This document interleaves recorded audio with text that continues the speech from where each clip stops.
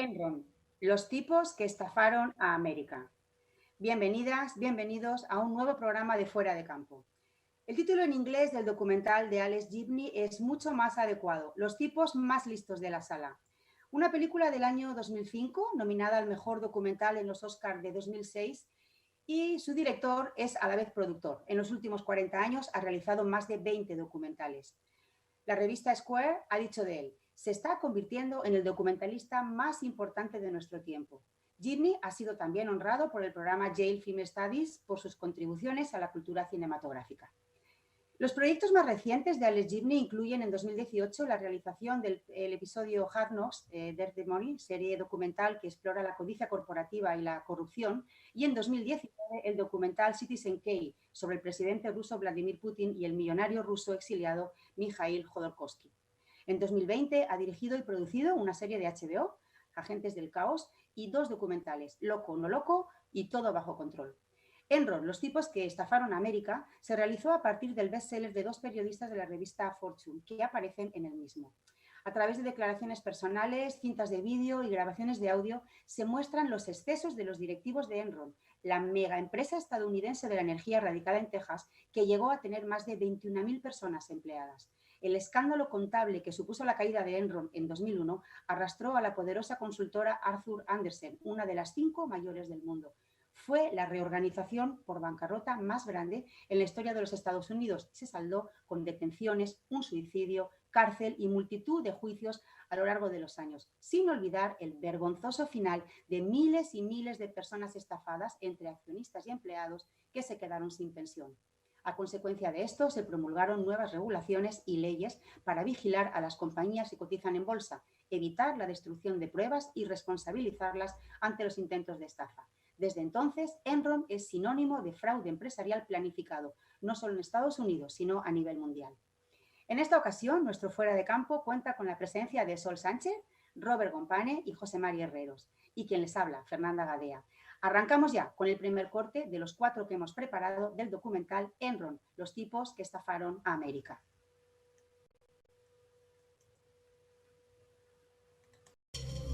¿Quién fue el responsable de la caída de Enron? Solo hace unos pocos años, Enron era la 7ª compañía de la nación y estaba valorada en casi 70.000 millones de dólares. Los expertos la elogiaban como un nuevo modelo de empresa. En este parque operaban los mejores y más brillantes de Estados Unidos, trazando el rumbo futuro de la energía y la electricidad.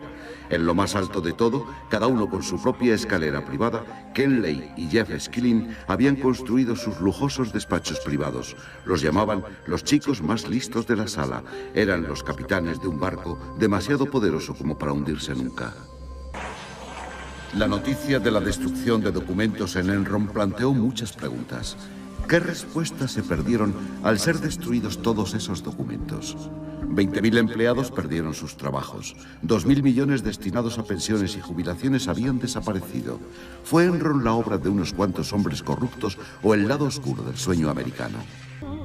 El poder mágico de la liberación es lo que llevó a Ken Lay a fundar Enron en 1985. Mediante una fusión de enormes redes de gaseoductos, Enron se prepararía para aprovecharse de la decisión del gobierno de dejar flotar los precios del gas natural con las corrientes del mercado. Durante su mandato, George Bush padre se había encargado de que el gobierno destinara miles de millones de dólares en subsidios a Enron Internacional y ayudó a promover a Lay como embajador extraordinario de la liberalización. La mayor idea de Jeff Skilling fue encontrar una nueva fórmula para suministrar energía. En lugar de ceñirse al fluido físico del gaseoducto, Enron se convertiría en una especie de mercado de valores para el gas natural. Era una idea mágica nueva, transformar la energía en un instrumento financiero que pudiera cotizar como las acciones y obligaciones. El sistema de valoración de inversiones a precio de mercado permitía a Enron reservar beneficios futuros potenciales justo en el momento del cierre de un negocio. Por muy pocos ingresos reales que la compañía tuviera de cara al exterior, los beneficios de Enron podían ser lo que Enron quisiera que fuesen.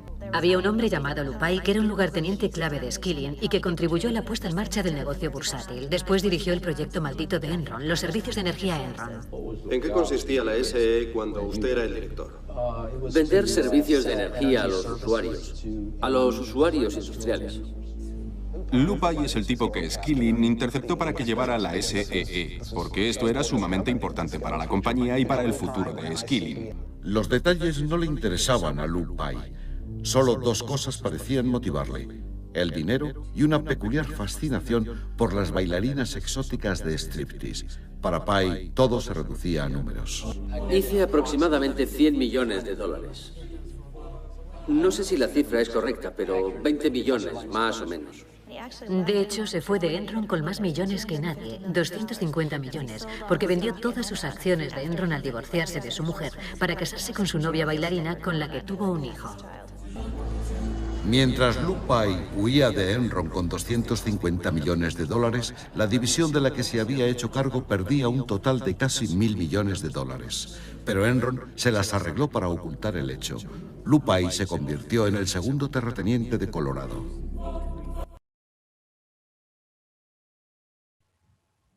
¿Qué tal? Nuestro primer vídeo le hemos titulado Prefiero especular. Recordar una de las frases que a mí por lo menos se me ha quedado grabada: todo se reducía a números. Bien, bienvenidos de nuevo Sol Sánchez, Robert Bompane y José María Herreros. Le ponemos los micrófonos ya en modo poder hablar y cuando queráis, os estamos esperando. Bueno, hola Fernanda, hola a todos. Yo creo que lo primero que me gustaría, para que la gente no se vaya haciendo una idea equivocada de qué estamos hablando, aunque todo el mundo le suena todavía todo esto que pasó a primeros de siglo, ¿no? Es que quizá una de las primeras cosas que tendríamos que plantearnos es si vamos a contar simplemente la historia de unos sinvergüenzas de una empresa determinada, ¿no? Y de unas prácticas que acabaron en la quiebra más sonada hasta el momento y la más grande, o lo que estamos viendo, lo que vamos a ir viendo a lo largo de este rato, es una práctica bastante más habitual. Quizá no de manera tan que acabe de manera tan fatal, pero sí que esto no son cuatro sinvergüenzas que se dedican a delinquir haciendo algo que no hace absolutamente nadie, ¿no? Yo creo que espero que a lo largo de la tarde pues quede más o menos claro o más o menos oscuro si esto es una cosa que solamente pasa muy de vez en cuando o son prácticas habituales en las grandes corporaciones. Efectivamente, empieza el documental diciendo que fue Enron la obra de unos cuantos hombres corruptos o el lado oscuro del sueño americano. Bueno, pues como alguien lo dijo, lo definió perfectamente y en pocas palabras: no existen sucesos sino procesos, y no serán casualidades sino causalidades. Con la transformación de lo que conocíamos por el capitalismo industrial a un capitalismo financiero, la producción deja de ser el principal objetivo. Y deja de ser el principal objetivo, entre otras cosas, porque para muchos empresarios era mucho más rentable invertir en productos financieros que en producir y en vender. Entonces, como consecuencia, por supuesto, para hacer todo esto tiene que ir acompañado de una desregulación de la que creo que ya todo el mundo hemos hablado ya en anteriores programas y que todo el mundo es consciente, que hay que desregular o desregularizar para consentir que este tipo de cosas se hagan. Es decir, que esto no fue la obra de unos cuantos, es decir, esto fue un proceso lógico cuando las tendencias van por donde quieren ir. Efectivamente, a mí la verdad que tampoco los sinvergüenzas no me llaman nada la atención, o sea, pues para mí que lo metan en la cárcel y punto, ¿no? Pero no son lo interesante del problema y es en cierto modo algo que me irrita bastante siempre que se hablan de este tipo de asuntos.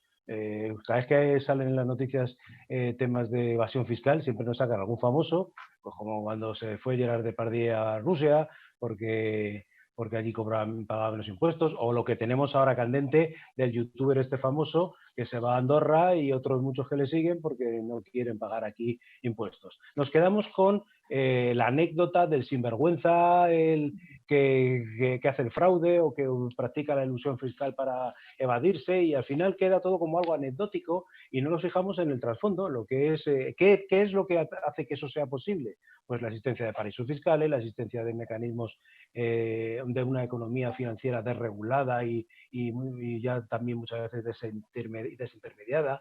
Al final, si tú generas, si tú tienes ese caldo de cultivo, al final pues salen las bacterias, ¿no? Y entonces las bacterias no son lo interesante. Lo interesante es decir, bueno, ¿por qué se permite tener ese caldo de cultivo? ¿Por qué no viene alguien con la bayeta y lo frega una vez y dejamos de estar cazando bacterias? Entonces, claro, la cuestión es que hay mucha gente que vive de esas bacterias, que les viene muy bien, que además les producen una serie de beneficios que les gustan y que, bueno, aunque quede mal decirlo ante el gran público, que es que ellos viven de eso, la verdad es que viven de eso, ¿no? Y luego veremos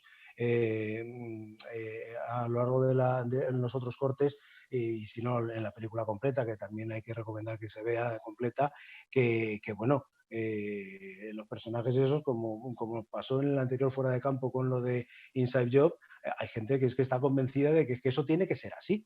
Y eso es lo malo, que es que nos han convencido durante los últimos 40 años, que es que eso es bueno, que ese capitalismo financiero especulador es bueno porque le da liquidez al mercado y que entonces, pues bueno, es lo que necesitamos. Y no hay más que ver el éxito que tenían. O sea, sale en la revista durante 5 años la empresa más competitiva, toda una novedad, están en la cresta de la ola. O sea, que es que encima, y claro, fíjate, lo que decía Sol, principios de siglo, es que hay que ver lo que ocurrió en 2001. Fijaros Yo que querría añadir un matiz que es el contexto, eso que tú estabas diciendo, ¿no? El contexto. Y el contexto es muy importante porque esto sucede o se propicia o se pone el escenario perfecto para ese caldo de cultivo del que hablaba Robert, precisamente en los 90 en Estados Unidos, con la liberalización de los mercados de la energía, ¿vale?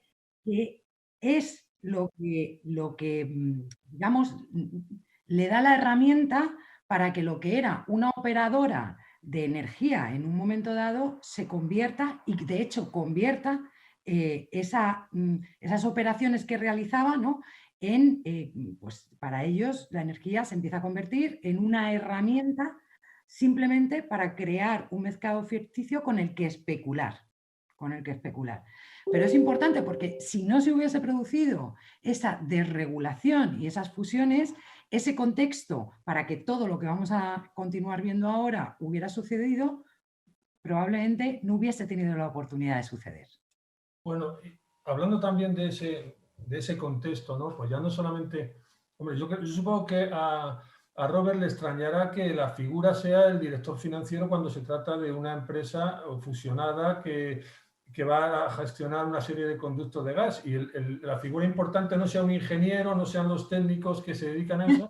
Lo que te da que pensar es decir, ¿realmente estaban interesados estos en el gas o en la electricidad o estaban interesados en otra cosa? Bueno, pues eso, que seguramente es una pregunta que cualquiera nos podríamos hacer, parece ser que nadie se la hizo, porque según tengo aquí anotado, la revista Fortune le designó a Enron la empresa más innovadora de los Estados Unidos desde 1996 a 2000. O sea, durante 5 años consecutivos estuvo siendo considerada como la innovación lo más moderno que se podía. Seguramente porque amparado en una subida de acciones que estaba motivada precisamente por todos los chanchullos que había.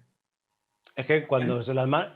Pero ¿cómo no le va a sorprender si dar la innovación? Sí, cuando estaba en manos de ingenieros, una empresa de gas lo que hace es sacar el gas, transportarlo y quemarlo. ¿A quién se le ocurre? Cuando se pueden hacer todas las virguerías que luego ellos hicieron. Claro, entonces, al final es lo que pasa, que han convertido la economía productiva de empresas que realmente fabrican servicios, bienes y servicios para que tienen una determinada utilidad, pues se han quedado en la parte anterior de decir, no, bueno, pero vamos a valorar estos bienes y servicios y esa valoración es la que vamos a vender. Y los bienes y servicios, bueno, pues si salen bien como si no salen. Y luego ocurre eso, pues que al final se cae la empresa, se caen los fondos de pensiones de la gente que trabaja en ella, la gente se queda en el paro y luego encima además corres el riesgo grave de que empresas que suministran algo tan esencial como la energía se hundan y nos quedemos sin poder ducharnos. Pero Robert, la producción en realidad se sigue sacando. Lo que pasa es que se envía a sitios donde no existen leyes laborales, donde tampoco existen muchas leyes de protección de la naturaleza, de protección del medio ambiente, donde no hay una serie de convenios regulados, etcétera, donde esto está más ajustado, entonces ahí se produce. Y lo pero esto es muy serio. Es vender y especular. Pero aquí precisamente estamos hablando de gas y energía. El modelo de globalización que nos han vendido, es decir, claro que se sigue produciendo, pero se sigue produciendo allá donde el coste es mucho menor y donde no tienes que pasar por determinadas leyes. En este caso, creo que la innovación de la que hablaban era innovación en productos financieros, única y exclusivamente durante esos 5 años, es verdad, y no hizo falta un ingeniero, poco habría que hacer. Y hay algo que me llama mucho la atención, que se ve en el vídeo, que es cuando explican que además de convertir el gas en un instrumento financiero directamente, lo que le permitió estar inflando todo el tiempo esas cuentas fue que los beneficios fueron los que ellos quisieron, porque empezaron a poder estructurar productos financieros no sobre lo que estaban haciendo, sino sobre los beneficios futuros esperados, que yo creo que eso a la gente normalmente le chasca mucho la cabeza, pero es que eso sigue sucediendo hoy en día con muchísimas grandes corporaciones, que pueden incluso reclamar a los estados por los beneficios que esperan obtener en un futuro en función de lo que ellos han imaginado. Y eso se convierte en real, porque es verdad que todo esto es irreal, pero las consecuencias, pues ahora las seguimos.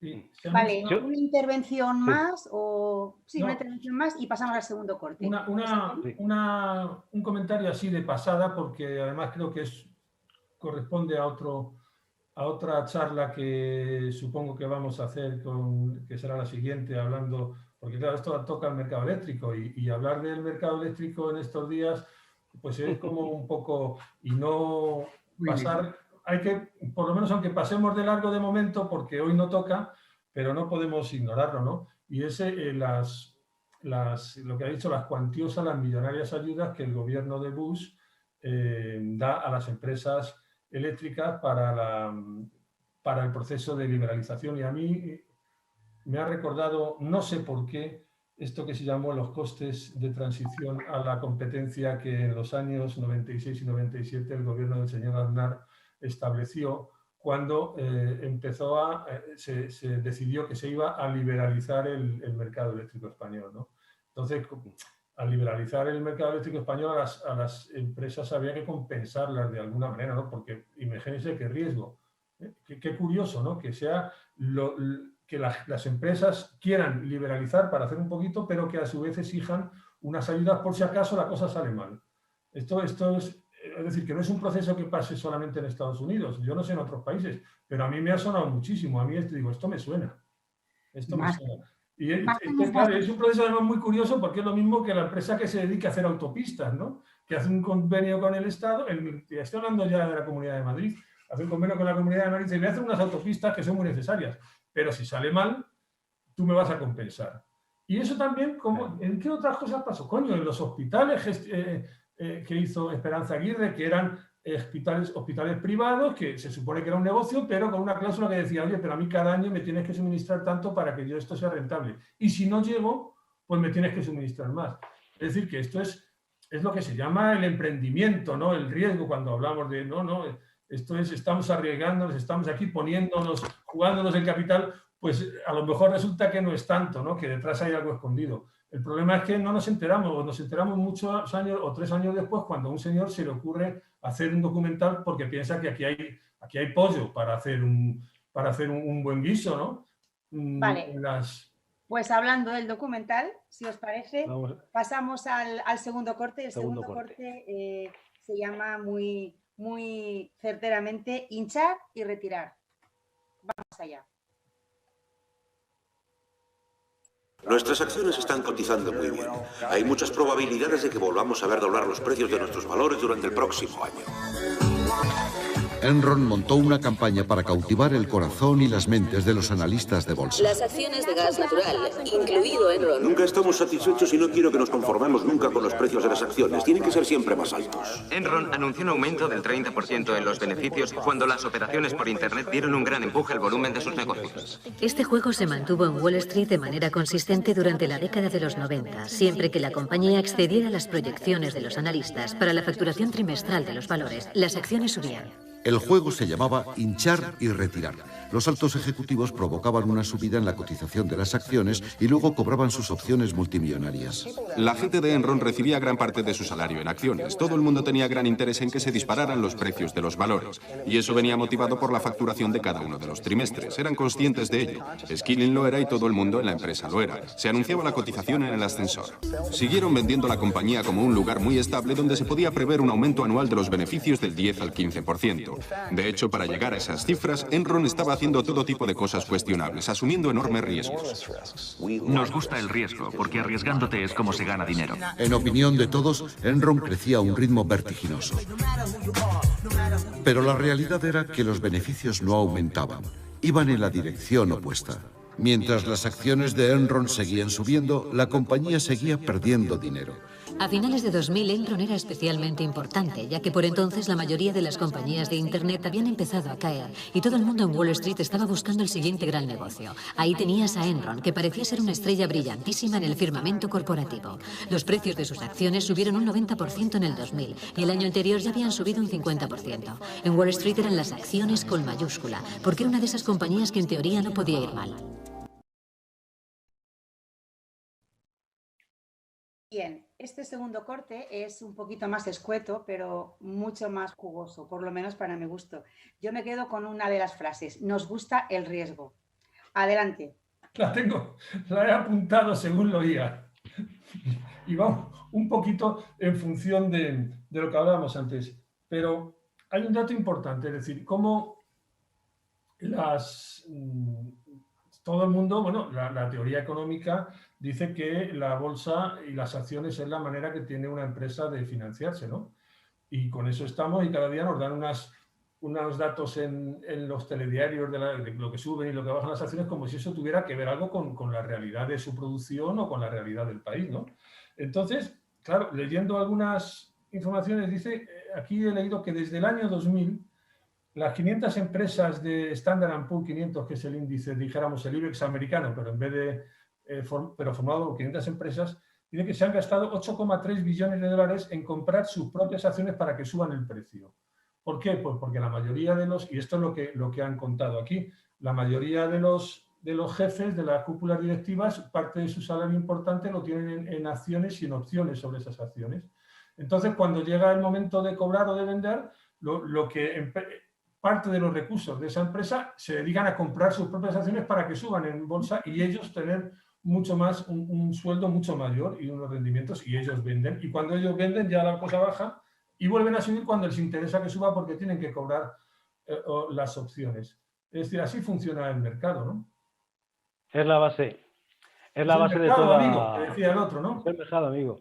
Es la base de toda economía de burbujas, ¿no? O sea, hinchar y retirar. Vamos a hinchar el precio y retiramos, porque realmente, como bien dice José Mari, no les importa la producción. Pero claro, eso de que nos hayamos acostumbrado a que las empresas realmente trabajan única y exclusivamente para aumentar su cotización en bolsa, pone en peligro cosas que pueden ser esenciales. Aquí estamos hablando, por ejemplo, del gas y de la luz. O sea, que lo haga una empresa de bienes y servicios, de que, bueno, pues como decías antes también, pues que evidentemente las cosas al final siguen funcionando. Y si no funcionan aquí en esta fábrica, pues se traen de otro lado. Pero cuando estamos hablando de la producción de energía, es que si esas empresas fallan, se apaga la luz y nos quedamos todos sin luz y sin gas y nos morimos de frío. O sea, aquí hemos visto cómo el dejar la dinámica del mercado a algo tan serio como es la luz y el gas, pues bueno, en este mes de enero hemos tenido las fluctuaciones de decir, bueno, la subasta de la luz,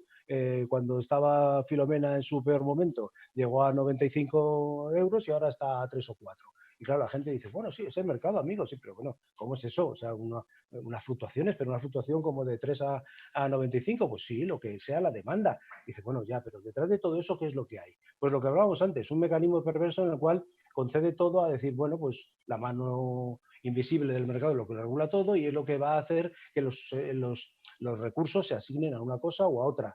Pero bueno, eso puede funcionar para cosas, con las cosas que no son de comer, pero hay algunas cosas de la producción y de la industria que hay que regularlas un poquito para que realmente no vengan a unos sinvergüenzas y nos dejen a todos desnudos, ¿no? O sea, aquí el subyacente de todo esto está lo que dicen era del corte anterior, ¿no? Es decir, la posibilidad de valorar todo a precios de mercado. Es que eso parece tan bonito, eso mola tanto, eso de valorar todo a precios de mercado. Además, eso está como en la raíz un poquito, hay que tener en cuenta el contexto, 2001, aquí estábamos enterrados con la crisis de Terra. Acordaros de esa magnífica empresa de comunicaciones que pretendía competir con Yahoo y con Google, y que compraron allí a Lycos y Terra Lycos. Y aquí la gente invirtió, llegó a tener un valor de capitalización bursátil mayor que el BBVA y que el Santander. O sea, llegaron a 300 euros las acciones de Terra y luego se hundieron y arruinaron a millones de españoles, si no millones, cientos de miles. ¿Vale? Y es que esto ocurrió detrás de toda la crisis de la .com.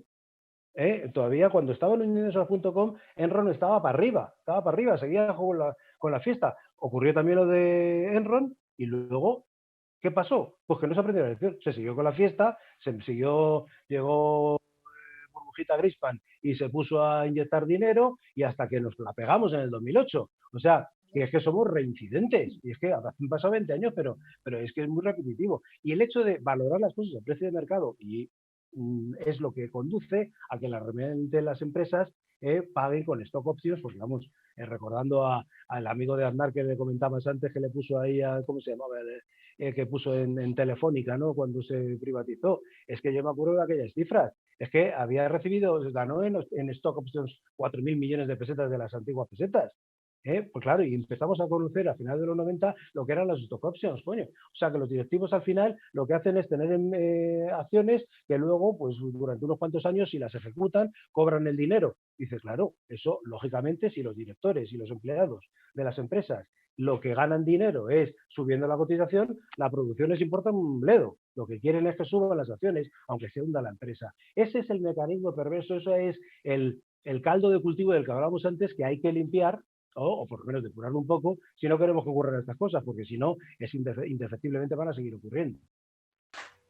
Lo cojo por donde lo has dejado, justamente en el corte anterior, termina con Lupai convirtiéndose en el segundo potencial de Colorado, cobrando 250 millones en stock option, mientras dejaba un agujero de 1.000.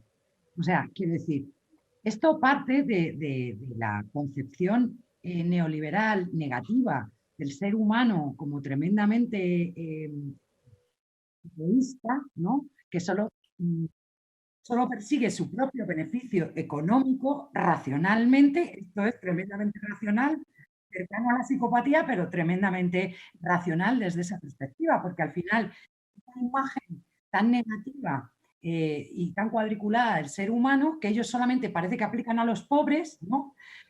No olvides, Sol, que eso es lo que mueve el mundo, ¿eh? Eso es lo que mueve el mundo. No la están aplicando, o sea, la están aplicando a los de abajo, pero no la están aplicando a los directivos y a los que manejan el cotarro, que digo yo que siendo su propia filosofía, si la estuvieran utilizando ahí, igual venía hasta bien. Yo os quería introducir dos ideas más, ¿no? Porque está clara cuál es la función de las stock options, o sea, toda la perversión, ¿no?, de esta forma de retribuciones de los propios directivos de las grandes corporaciones, pero ¿y los analistas, amigos? ¿Qué decimos de los analistas, ¿no?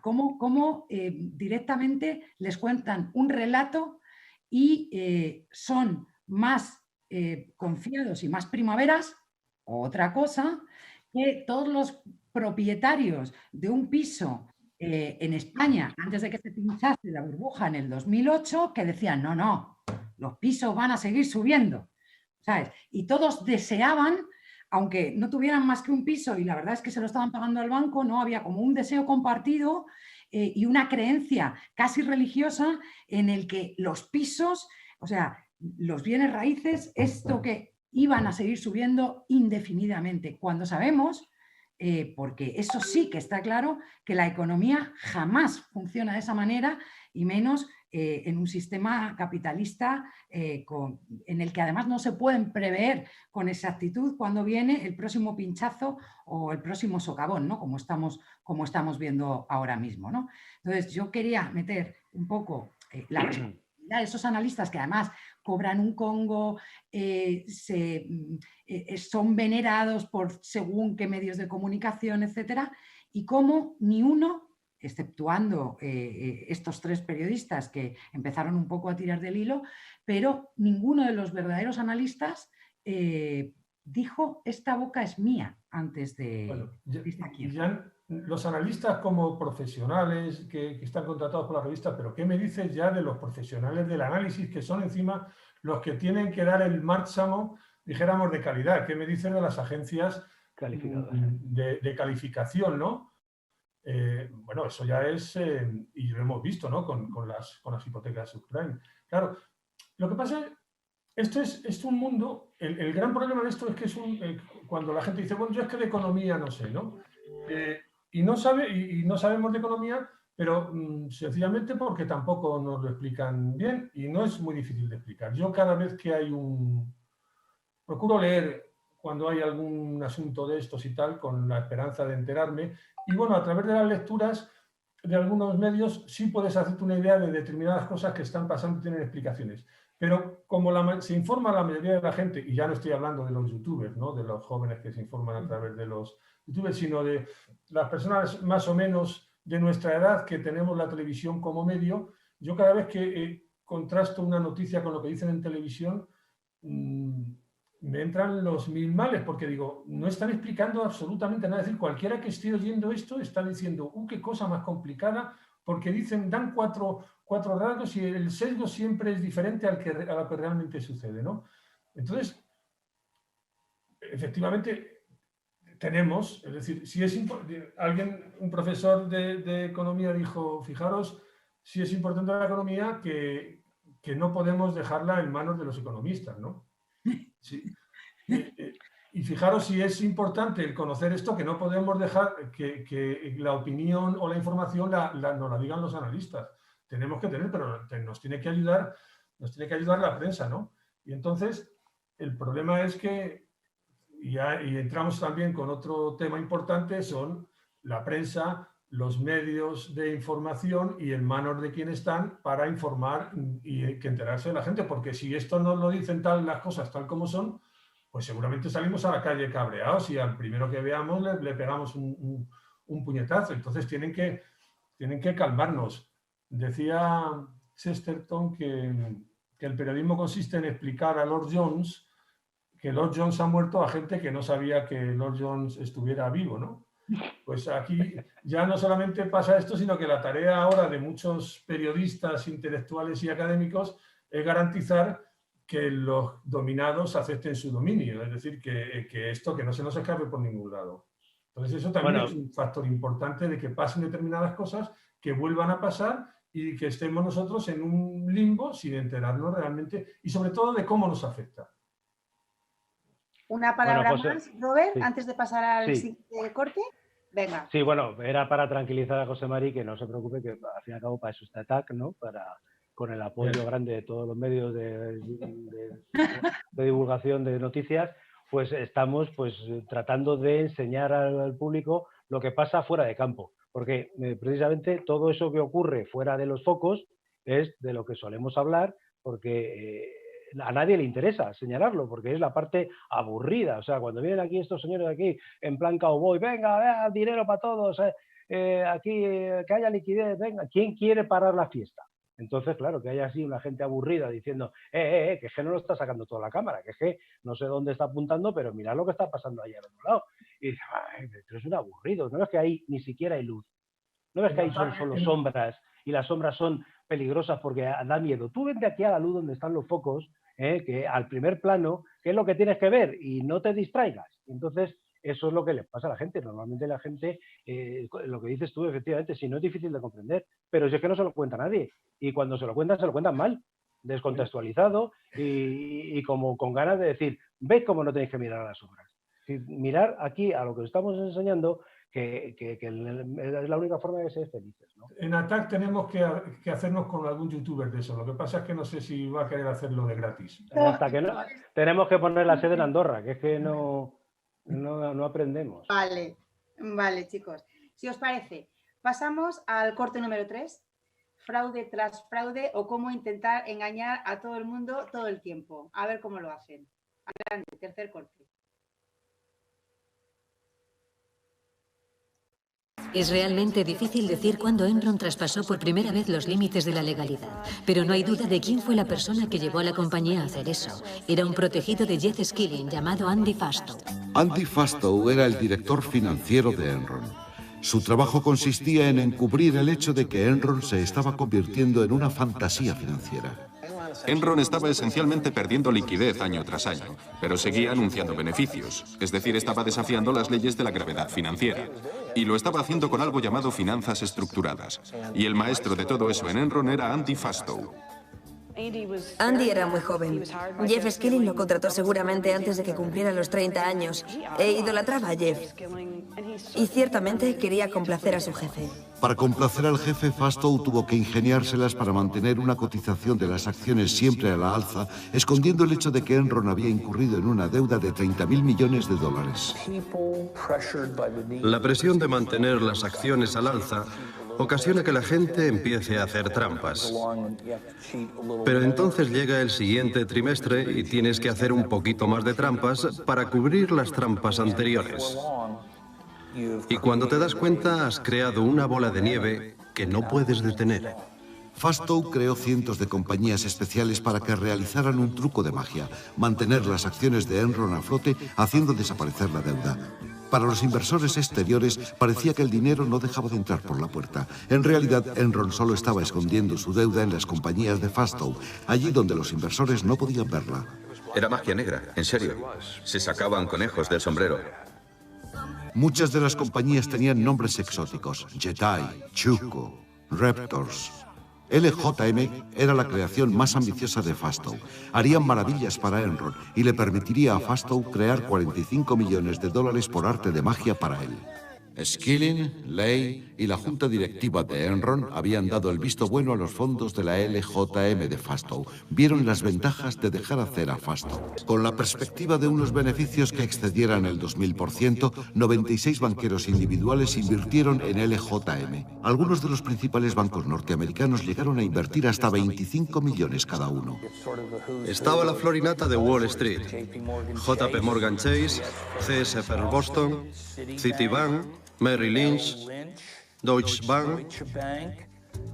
Estos son algunos de los principales bancos inversores del mundo. Tan alarmante como la mala conducta de la propia Enron son las pruebas, cada vez más abundantes, de que instituciones financieras de gran renombre en Estados Unidos no solo tomaron parte en las prácticas engañosas de Enron, sino que las diseñaron, las promovieron o se beneficiaron de ellas. El fraude de Enron es la historia de la corrupción sinergética. Se supone que en el sistema tiene que haber inspecciones y balances. Se supone que los abogados tienen que decir no. Se supone que los contables tienen que decir no. Se supone que los banqueros tienen que decir no, pero nadie de los que se supone que tenían que decir no dijeron no. Todos cogieron su parte del dinero del fraude y se lo metieron en los bolsillos. Sé que hay un montón, que se ha especulado un montón sobre la implicación de Andy. La junta directiva y yo estamos seguros de que Andy ha actuado de la manera más ética y correcta. Al día siguiente, Andy Fastow era despedido cuando la junta directiva descubría que se había embolsado más de 45 millones de dólares con sus sociedades LJM. He pensado mucho sobre todo este asunto y no es posible que fueran solo unos pocos ejecutivos de Enron los que provocaron esto. Si piensas en los bancos que estuvieron implicados, Chase, Morgan, Citibank, los miles de millones en préstamos, Arthur Andersen y Vincent y Elkins, los abogados que nos representaban. Tuvo que haber complicidad de toda la junta directiva porque fue demasiado fácil.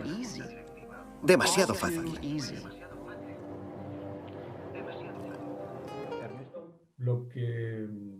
Sobre todo lo que me llama la atención es que cuando esto empieza a caer y tal, resulta que nadie lo sabía, ¿no? Que volvemos otra vez a lo que hemos hablado antes de los analistas, de los Pero ya no solamente los externos, sino los internos, es decir, el director financiero. Nadie lo sabía. El presidente resulta que no lo sabía. El presidente, que es el que contrata al director financiero, no sabía nada. Nadie sabía nada y nadie se preguntaba que cuando cobraban esa pasta por las opciones sobre acciones estuviera tan bien la cosa, cuando supongo que sí que tendrían información de todas las inversiones fallidas que habían hecho en lo que realmente se suponía que era para lo que estaba la empresa, es decir, para comprar, para hacer explotaciones y plantas de gas en diferentes sitios.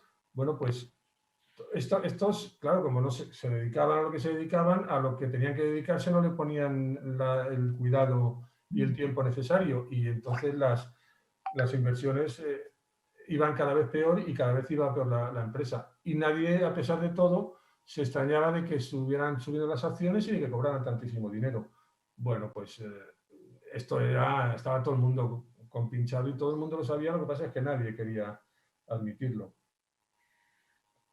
Bueno, yo, este corte de la peli a mí es el que me parece que tiene más sustancia, o por lo menos es mi favorito. Mi favorito porque es amor-odio, ¿vale?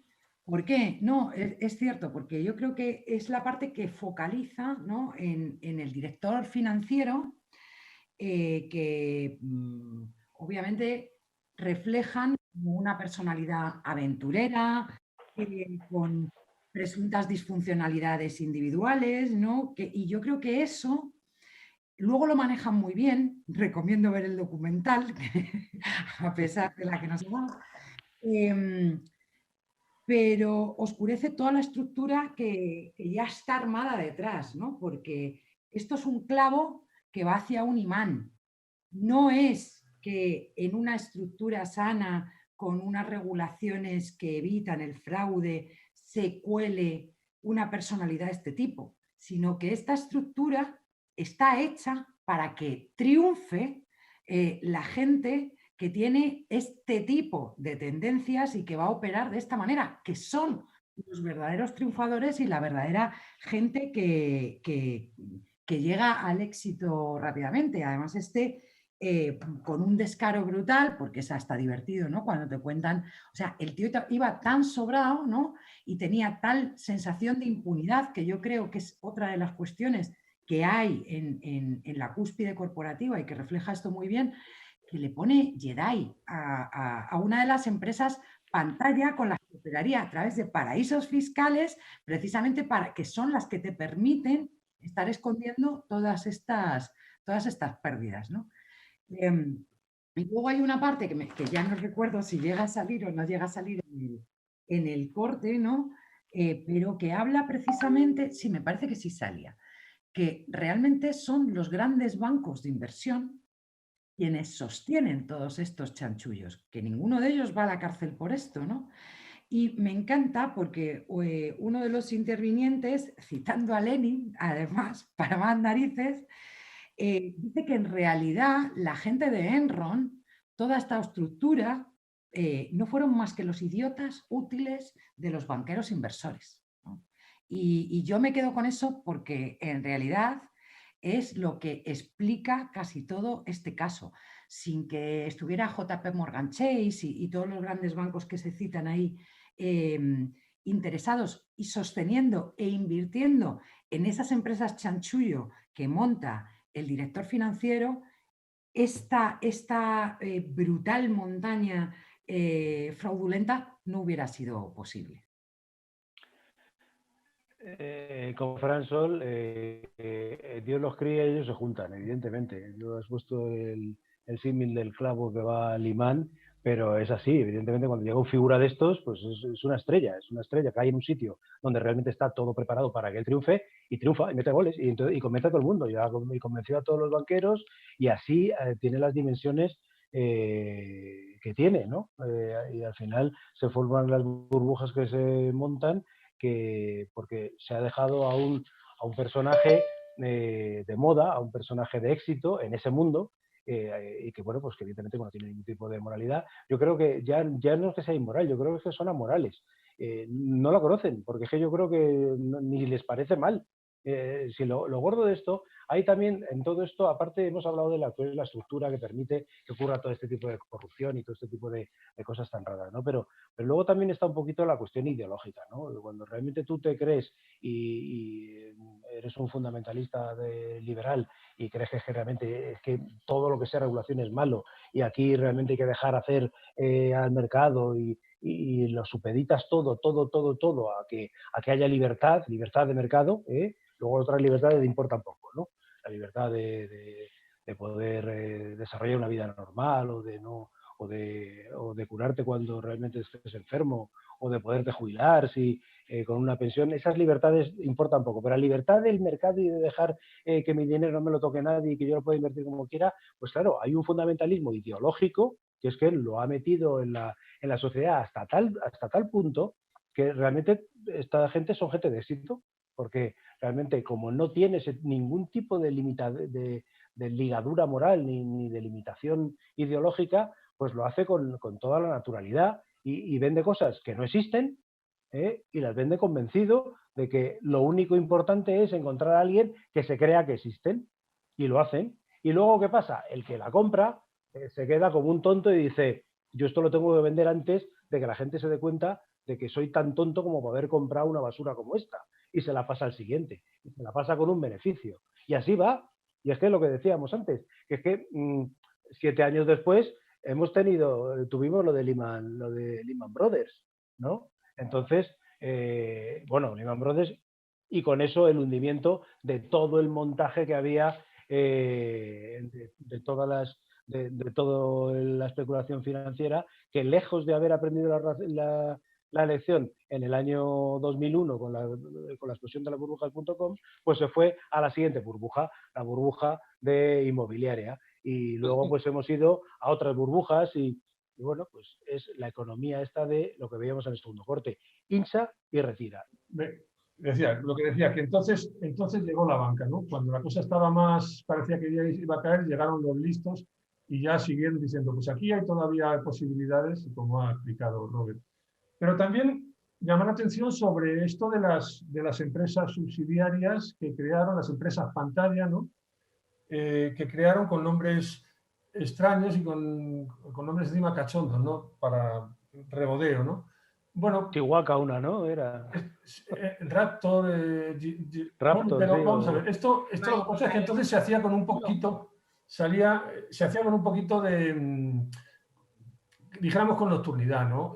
Pero tenemos que tener en cuenta que esto ahora se sigue haciendo y ya va a calzón quitado, es decir, Movistar tiene subsidiarias en paraísos fiscales, Repsol tiene subsidiarias en paraísos fiscales, todas las empresas tienen subsidiarias en paraísos fiscales y no ocultan para nada su nombre. Lo único que le añaden un SPA, Repsol subsidiarias, Repsol SL, Repsol lo que sea, para que sea legal. ¿Y para qué sirven esto? Lo que pasa es que, claro, esas subsidiarias, en el caso de Enron, servía para tapar ahí se echaban todas las deudas, y en la actualidad lo que sirven es para transferir todos los beneficios y no pagar impuestos en tu país de residencia. Mirad, mientras estaba todo este revuelo montado con los youtubers que se van a Andorra para no pagar impuestos y demás, ¿no? Que yo explicaba el otro día que son simplemente los últimos de la fila. O sea, porque son el síntoma malo de que esto ha llegado a ser como algo de sentido común, pero desde luego no son ni muchísimo menos el problema fundamental de esta cuestión.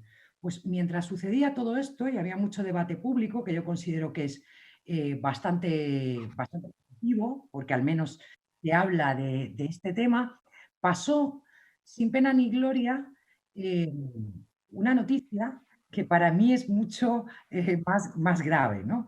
Y era que Ana Patricia Botín había contratado a la persona que había llevado, una jurista, todo el caso para que Jersey saliera de la lista de paraísos fiscales de la Unión Europea.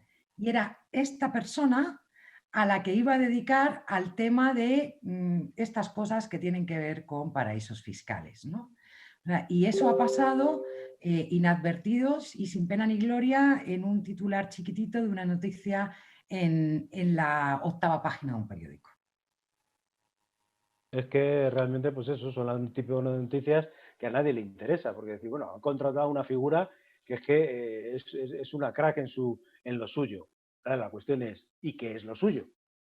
Lo suyo es pues que las empresas puedan tener una actividad en un sitio, pero que luego además puedan hacer las cuentas de esa actividad, de ese sitio y de otros, en un paraíso fiscal, para que luego globalmente el grupo diga, bueno, pues es que resulta que yo todos los beneficios, al final yo vendo aquí, pero en realidad como estoy pagando un precio muy alto, todo el beneficio casualmente se produce en Luxemburgo, o en Irlanda, o en Andorra, o en Gibraltar. Y entonces, claro, donde está el beneficio es donde tengo que pagar impuestos. Y resulta que aquí en España, pues es que prácticamente no factura nada. No facturo nada y entonces, pues no pago casi impuestos. Y entonces están todos los trabajadores y todas las pequeñas y medianas empresas pagando unos impuestos que son los que mantienen el país en marcha, y sin embargo los más grandes, como tienen esas herramientas, pues no los pagan. Bueno, pues esta gente de Enron y otros contemporáneos, anteriores y posteriores, han sentado las bases para lo que tú dices, que es que esto al final sea pues como algo normal y que se entiende como una cosa, pues que vamos, que fenomenal, que oye, que el que sepa hacer ese tipo de cosas es un tío de éxito o una tía de éxito, porque le van a contratar los mejores bancos y va a poder hacer eso, pero resulta que es que ya hace 5 años o 6 años que se supone que en Europa la OCDE encargó que se estudiara el tema este de la erosión de la base imponible y se firmaron unos acuerdos, las BEPS las llamaban, y que bueno, se supone que están trabajando en ello, pero llevan 6 años. Llevan 6 años y todavía seguimos con la ilusión fiscal a nivel europeo, pues no solamente con ilusión fiscal, competencia fiscal, seguimos aquí hablando, incluso ya ante las comunidades, de si es bueno o no el hecho de que realmente yo pueda disminuir mis impuestos para traerme aquí el dinero, la inversión. ¿Por qué? Porque las cosas de fondo, lo que es la estructura, ese caldo de cultivo del que estábamos hablando, como no se quita, por muchas cosas que pretendamos hacer para limpiar, al final salen más. Cada vez viene gente más ingeniosa que se inventa otra cosa que elude a todas las regulaciones que han salido últimamente, y así estamos, medida contra medida, medida contra medida. Yo creo que, como bien dice Robert, es el gran escándalo del siglo XXI, ¿no? O de estos tiempos, ¿no?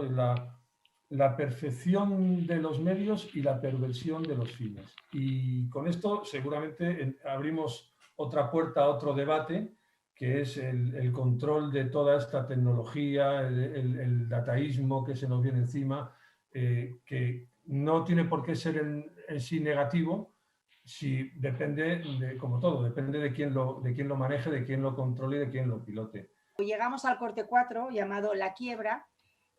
Funcionaba bien cuando yo me fui, chicos. Esto se le oye decir a uno de los jefazos, y 4 meses después la bancarrota. Yo, si os parece, os leo un poquito de las notas que teníamos aquí. El sistema diseñado para ocultar pérdidas fue tan efectivo que el año anterior a que Enron se declarara en bancarrota, las acciones de Enron estaban en un máximo histórico de $90. O sea, esto es aquí, el último que se entera, como siempre, es el afectado. Si os parece, a partir de este momento, damos por visto, nosotros lo hemos visto, pero explicamos un poquito, unas 4 pinceladas por parte de cada uno de qué va este último tramo de la quiebra y nuestros argumentos. ¿Quién empieza? Pues, empiezo, ya que iba yo, ya me he lanzado. Gracias, venga. Que decía que esto...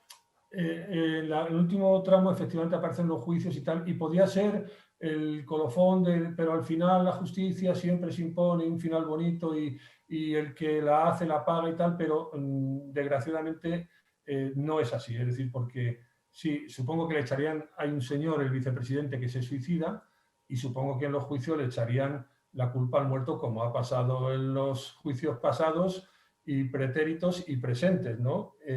Y no me refiero a Estados Unidos, sino incluso a España. Pero también lo que dice es que, bueno, pues alguien admite que es su culpa, confiesa e inculpa a sus compañeros y entonces devuelve unos cuantos millones de dólares y le cae una condena de 10 años, que supongo que también el sistema penal, a los poco tiempo y teniendo dinero y buenos abogados, saldría pronto. Otro de los afectados y tal, se dice en el documental que pagó, no dice la sentencia, pero dice que pagó más de 24 millones de dólares a sus abogados en su defensa. Es decir, ¿qué pasa? Que al final dices, pues que ni siquiera lo pagan, ¿no? Decía Concepción Arenal que si la honradez no fuera un deber, debería ser al menos un cálculo, ¿no? Pero aquí no, es decir, aquí no hay ese problema de que me van a pillar y voy a cargarme con todo el equipo. Es un riesgo calculado que puede tener unas consecuencias más o menos, pero que no le va a joder la vida a nadie. Y esto es lo que pasa. Bueno, no, le jodió bien jodida la vida a toda la gente que tenía bueno, sí, por supuesto. fondos de pensiones y todas estas malas costumbres por las cuales estamos muy en contra de los fondos privados de pensiones, por ejemplo. Y yo creo que, bueno, a mí me gusta disparar a los personajes secundarios y me parece que era en esta parte donde también salía la parte de las auditoras, que yo comparo muchísimo con las agencias de calificación, ¿no? Y la industria de la influencia.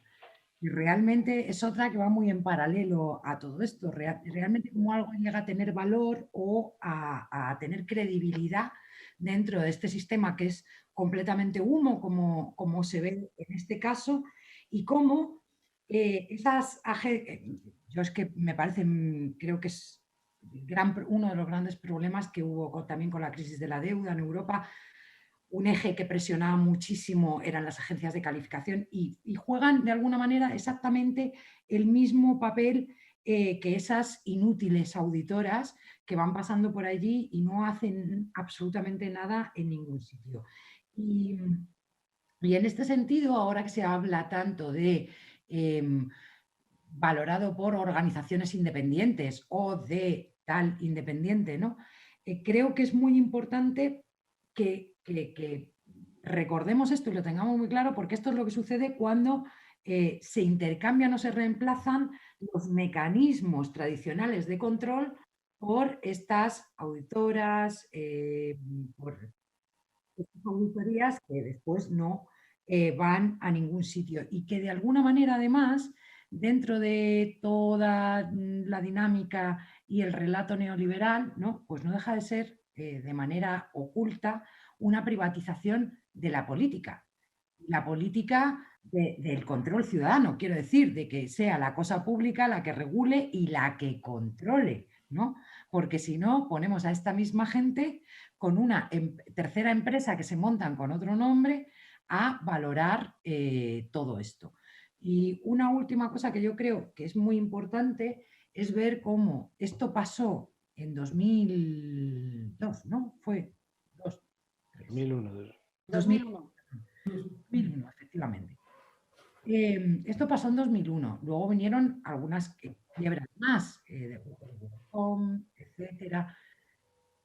Nadie hizo absolutamente nada, por mucho que dicen que a partir de aquí se hicieron regulaciones.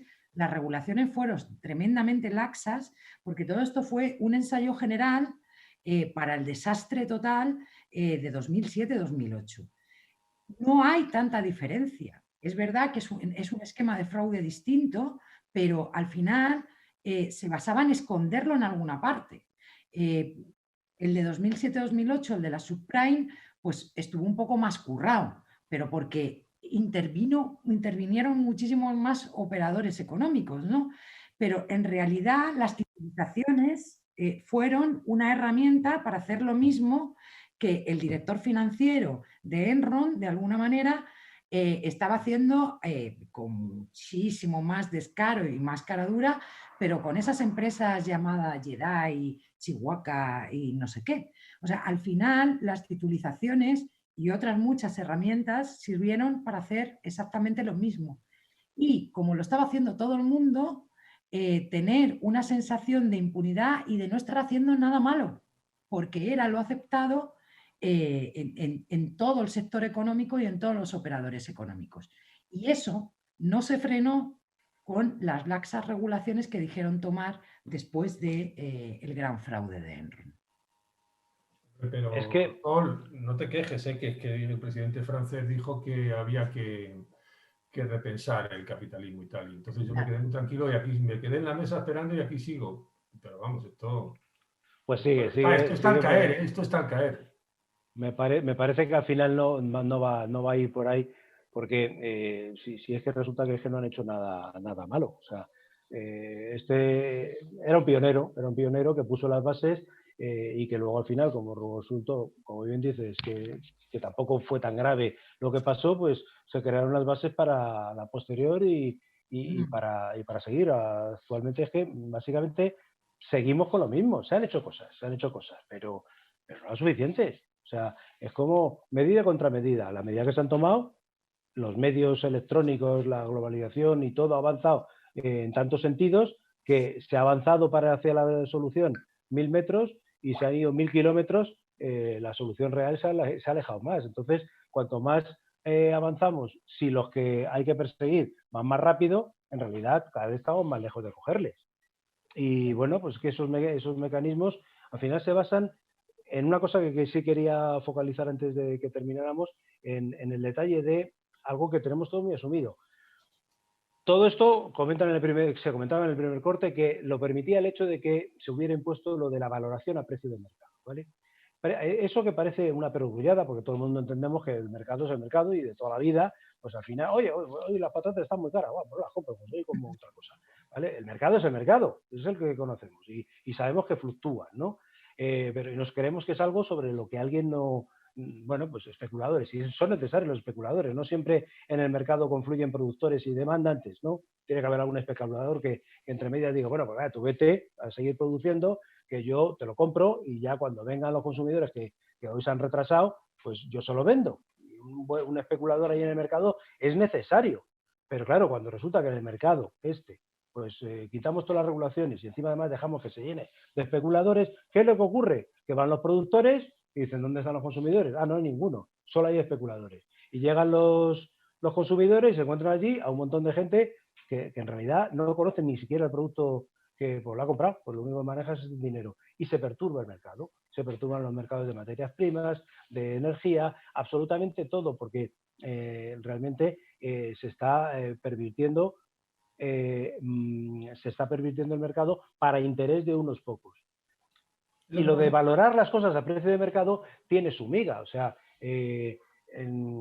eso cambió. Los bancos, por ejemplo, ya sabéis que han tenido una reestructuración durante las últimas décadas importante, ¿no? El Basilea II, que luego vino el 3, ya cuando ya pasara a punto de pasar la crisis, pero antes había venido el Basilea II y obligaba a hacer valoraciones a precio de mercado. Es decir, a incorporar ya en la valoración de los bancos todos los activos que tienen según esté el mercado. Y claro, hay muchas formas de valorar las cosas. Las cosas se pueden valorar al precio de la bolsa, pero también se pueden valorar al precio de la compra, también se pueden valorar al precio de los valores fundamentales que tiene la empresa, los valores de libros. Cuando yo lo someto todo a la dinámica del mercado, estoy dejando todo, como decías antes, a que los analistas de bolsa todos los días nos asusten, nos presenten ¡ay, que se ha caído la bolsa! Y todos, ¡ay, Dios mío, no vamos a quedar, nos vamos a morir de hambre! Todos, pues no, la producción sigue exactamente igual, se ha hundido la bolsa. ¿Por qué ahora no miramos la prima de riesgo? Porque hoy ya me he acordado cuando he visto que Super Mario, va a llevar a los italianos hacia la recuperación económica, me he acordado mucho de él, de cómo salvó el mundo, o por lo menos a Europa, ¿no? Cuando teníamos la prima de riesgo, acordaros que Rajoy pues, decía que era Zapatero el que la prima de riesgo, llegó él y siguió subiendo, y casi le llegó a más de 600 puntos. Y luego de repente bajó, porque dijo Mario Draghi, whatever it takes, lo que haga falta para salvar el euro. Y empezó a pervertir las leyes que hasta ahora habían sido inmutables y empezó a comprar deuda en el mercado secundario, empezó a robar el dinero y parece que se acabó la deuda. ¿Por qué nadie habla de la prima de riesgo si tenemos ahora un 30% más de deuda que entonces? Porque están muy bajitos los tipos de interés. Pero los analistas, esos de los que decía Sol, que tienen gran parte de culpa, bueno, la verdad es que muchos trabajan ahí, no tienen más que decir lo que les dicen, pues claro, hablan de lo que es noticia. Y si todo el día nos ponen que la bolsa se cae, la prima de riesgo sube, la cosa, al final la gente termina pues hablando de eso todo el día. Ahora, desgraciadamente, tenemos una noticia que lo ocupa todo de hace mucho tiempo, ¿no? ¿Cuánto tiempo llevamos ya sin oír hablar pues, de Venezuela o de la prima de riesgo? Pues claro, como hay otra noticia más, pues ya no nos hablan de ello, parece que ha desaparecido el problema. Han enfocado a otro sitio y entonces la gente ve lo que quieren que veamos, ¿no? Pero en el sustrato del fondo que está, el que estamos viendo que el mercado tiene que poner precio a todo. Y ahí está el tema también de la financiación. Porque si todo tiene precio, todo se puede titulizar y vender. Pero no es lo mismo una sociedad de mercado que una sociedad con mercados, ¿no? Porque podemos correr el riesgo de condenar todo y es muy interesante matizar, ¿no? Cuando efectivamente todo se rige por el tema del mercado, lo tenemos jodido, pero los mercados son necesarios porque son productores y hay compradores y hay productos. A mí lo que realmente me crea cierta inquietud es ya la demostrada capacidad de transformación que tiene el capitalismo, es decir, cómo se va renovando, cómo va adquiriendo nuevas formas, es lo que ya definió perfectamente Schumpeter, ¿no? Cuando habló del capitalismo como la destrucción creativa, ¿no? Tenemos la esperanza de que es tan destructivo que acabará destruyéndose a sí mismo. Lo que pasa es que cuando pase eso no va a quedar nadie que pueda ir a dar la buena nueva, ¿no? Nos vamos a haber ido todos antes a la mierda, incluso el planeta, ¿no? Eso es el gran problema. Fijaros si encima esto tiene todas las trampas del mundo, que hasta incluso, supongo que habréis oído esta cosa que han hecho unos jóvenes en Estados Unidos, jugando a la baja y haciendo perder muchos millones a grandes compañías y tal, y esto lo han querido vender como un Robin Hood que roba a los ricos. Así lo han vendido, o sea, así se ha contado en televisión, un grupo de jóvenes que se han organizado y utilizando las mismas tácticas han hecho perder dinero. Esto es todavía mucho más grave que lo que está pasando. Es decir, esto cuando lo lees de cerca dices, no, lo que ha pasado es que esto han puesto ya en manos de cualquiera la posibilidad de especular. Y esta gente ha dicho, ¿por dónde nos queda este camino? Pues para acá, porque están haciendo y están comprando, están apalancándose, es decir, están asumiendo mucho más riesgos del dinero que ponen, porque no hay una aplicación que ya no les cobra intereses por cada transacción que hacen. Es decir, esto se ha abierto ya a todo el mundo y aquí todo el mundo, entonces claro, enseguida las grandes compañías han dicho, no, cuidado, esto hay que regularlo y tal. No se va a regular, ¿por qué? Porque hay una nueva forma. Lo que hablábamos de la perfección de los medios, una plataforma que se dedica a ganar dinero con esto y lo está fomentando. Y vamos en lo mismo, es decir, ¿cómo? Comprando y vendiendo futuros financieros, derivados, etcétera, que producen beneficios o pérdidas, pero que no producen nada más. Entonces esto, claro, lo que se vende como una cosa de decir, va a salir un Robin Hood, es todavía bastante más grave, es decir, es todo lo contrario. De todas formas, yo lo que no debemos perder la esperanza, ¿no? Porque como decía Jorge Guillén, ¿no? Cuando se pierde la esperanza uno se vuelve reaccionario. O sea que yo creo que lo que tenemos es que seguir aquí luchando por intentar lo que hacemos en ATAC, ¿no? La formación para la acción e intentar apoyar a los medios que están diciendo las cosas de otra manera, que no dependen de la publicidad, que no dependen de grandes compañías, porque creo que es una de las pocas salidas que nos va quedando. Sí, pero José Mari, date cuenta que al final siempre caemos en el mismo error. Una cosa que era aparentemente divertida del Robin Hood, esto que han conseguido que a las grandes les han fastidiado entre miles de pequeños inversores que utilizando una aplicación, ¡ay! Todo el mundo se ha quedado. Y fíjate, BlackBerry han conseguido que la cotización suba y todo el mundo se ha quedado con ¡qué maravilla! La nueva tecnología, ¡joder, estos jóvenes qué buenos son! No sé qué. Y tú ahora acabas de decir que es que eso es peor que todo. Claro, entonces, claro, ¿cómo no va a ver la gente? La gente se aburre con nosotros porque les amargamos. O sea, es una noticia feliz y tú vas y dices que eso es lo peor de lo peor. Pues sí, tienes toda la razón. Ya sabes que te la doy. Pero no sé, a lo mejor lo estábamos contando mal. Había un chiste del roto que decía... Hay una cosa que está fea de lo que ha dicho José Mari. No por lo que él quería decir, sino por cómo ha podido sonar. Y es como, han puesto en manos de cualquiera esto de poder especular. y es accesible a todo el mundo, ¿sabes? Todo el mundo. Claro. Desde su móvil. Así ha quedado raro, yo te voy a dar la posibilidad de que te expliques. Especuladores sin fronteras. No, pues la verdad es que son jóvenes que están muy interesados en estas cosas, que quieren también jugar y que les han, alguien ha sido mucho más listo y ha ofrecido una plataforma que les permite poder hacerlo sin necesidad de pagar comisiones. Entonces, que lo he visto aquí en mi casa yo, que lo he visto en mi casa. Una pequeña cantidad de dinero y por el sistema de apalancamiento que tanto se ha trabajado durante todas estas crisis y tal, se pueden hacer que se muevan los mercados de una determinada manera y durante un determinado tiempo. Pero no ha sido nada de otro jueves. Pasado mañana inventarán otra cosa y gente que esté muy interesada en esto, pues se meterá y ¿no? Tenemos un problema también con el juego online, donde hay mucha gente que con ese dinero se mete, y esta es otra posibilidad, pero para gente con otro nivel que dice, no, yo voy a hacerlo en una cosa mucho más científica, como es la bolsa, con una lógica donde hay unos mecanismos que yo me puedo aprovechar de ellos. Y si encima cada operación que hago no me la van a cobrar, pues puedo invertir, hacer apuestas sobre $10.000 poniendo un depósito de solamente $100, que es lo que me permite. Si la cosa veo que se pierde mucho, es decir, aquí las pérdidas son limitadas y las ganancias son infinitas.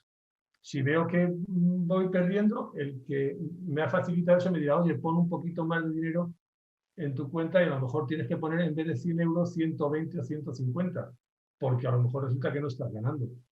Pero son mecanismos peligrosos porque te permiten, ya te digo, meterte en un juego mucho más global y puedes hacer que, igual que hacían los directivos de las empresas, comprar sus propias acciones para que suban, estos pueden apostar, vender en corto, apostar a una caída o a una subida y conseguir que eso tenga razón. Vale, yo lo que quería añadir a esto, ahora que ya has quedado un poco mejor, sí. Es que ni es nuevo, o sea, lo que es nuevo es la herramienta para coordinarse mucha gente para hacer este tipo de ejercicios y ataques, pero no es nuevo. O sea, eso que han vendido los medios como si fuese la primera vez, es falso. Lo vemos con esto de cómo haciendo muchas ventas o coordinándose de otras formas se pueden alterar los precios de las acciones y de hecho, bueno, George Soros no solamente lo hizo apostando contra la libra, además fue en este caso, ¿no? Haciendo tambalearse, sino que con la chulería de luego escribir un libro y contarlo y decir que lo hacía porque no está regulado. O sea, que moralmente era reprobable y podía haber causado muchos problemas al Reino Unido, pero como no estaba regulado era perfectamente, vamos, que si le daba la gana lo hacía otro día. Entonces, aquí lo nuevo es pues, la herramienta y las nuevas tecnologías para verse coordinado, pero nada más, porque son prácticas que se llevan haciendo bastante tiempo. Unas veces pillan a la gente y otras no. Esa es la cuestión. Lo que quería destacar, José Mari, es que el mundo puede soportar a un George Soros, pero no a millones de George Soros, porque si nos lo ponen en el móvil, se vean millones de George Soros y bueno, pues luego mi hijo me dirá, ¿para qué me nombras a mí en estas cosas? Digo, pero claro, cuando me dice que está en una página que ha hecho no sé qué y le dan bitcoins o bueno, otro tipo de monedas virtuales y que luego ahí mismo se las puede jugar a unas que suben, otras que bajan. Y digo, ¿pero se ha casado? Digo, sí, ya tengo 40 euros aquí. Pero si no has invertido nada, sin invertir nada, simplemente haciendo cosas que la propia aplicación te da y que luego de repente, digo, ¿pero eso lo puedes convertir en dinero de verdad? Digo, sí, luego al final lo puedo transformar y a través de PayPal, luego al final ya lo meto en mi cuenta. Bueno, pues si no lo hubiera visto, pues a lo mejor habría dicho, bueno, sí, pero eso tiene que ser raro. No, pero es que es muy sencillo, y yo además, yo le he ayudado a blanquear ese dinero legal, porque no es nada ilegal, pero le he ayudado a blanquear porque claro, luego al final, claro, es que luego él necesitaba ese dinero, no tenerlo en PayPal, sino tenerlo en billetes para bajar ahí con los amigos. Entonces, yo me he visto ahí blanqueando esa situación Y digo, pero bueno, pues estaba en el móvil que con la línea telefónica que pago todos los meses. Entonces, claro, millones de George Soros el mundo no aguanta.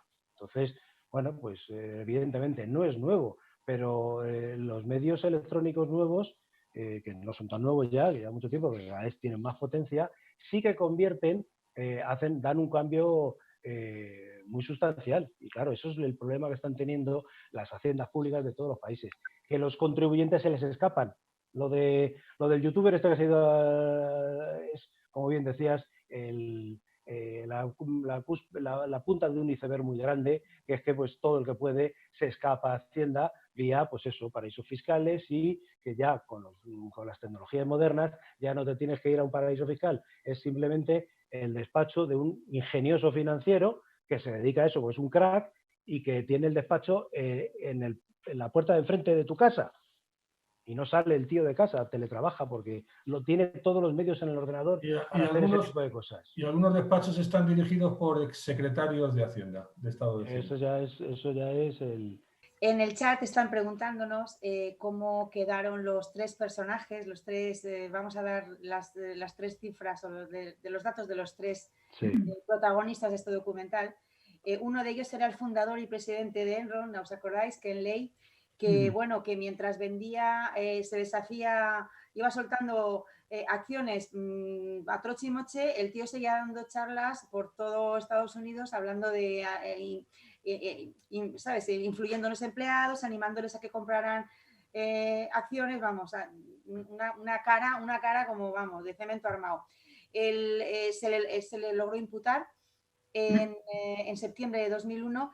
El 25 de mayo, ahí se le declaró culpable, ya se le acabaron las baterías y casualmente, pobre hombre, pero el 5 de julio de 2006, es decir, pues 2 meses más tarde, falleció repentinamente de un infarto, con lo que ahí se quedó sin cárcel. El otro artífice de Enron, el Jeff... Los hay que hacen cualquier cosa con tal de no ir a la cárcel, ¿eh? Sí, es que es hasta un infarto y me muero por no ir, ¿eh? Es así, me salgo con la mía, que para eso soy quien soy. Bueno, el Jeff Skilling pues nada, este fue el que echó a correr, el que se piró del barco el primero, que saltó y mientras decía a los demás, tranquilos, tranquilos, no pasa nada, seguir bailando. Este también le echaron el guante, le condenaron a 24 años y 4 meses en el año 2006. Pero tranquilos, tranquilos, que para eso se gastó aquella suma indecente de dinero que contaba José Mari, con lo que en 2013 la pena quedó reducida a 10 años. Y 4 meses, que está cumpliéndolos todavía, me imagino, porque aún no han pasado. Y bueno, a todo esto, pues sí, se comprometió a aportar $45 millones de su patrimonio personal para indemnizar a las víctimas de la quiebra. Vamos a ver. Y ya por último, el Andy Fastow, el chavalote que llegó a última hora, pues fue acusado formalmente. A cambio de chivar y de contar todos los detalles, por hacer de chivato, se le recortó la pena bastante, ha cumplido 6 años y ya fue liberado el 16 de diciembre de 2011 y en prueba a la rata chivata que es, comenzó a trabajar como asistente de revisión de documentos para un bufete de abogados en Houston. Ahí están nuestros 3 personajes. Si os parece, vamos a ya dar por terminada esta edición de Fuera de Campo.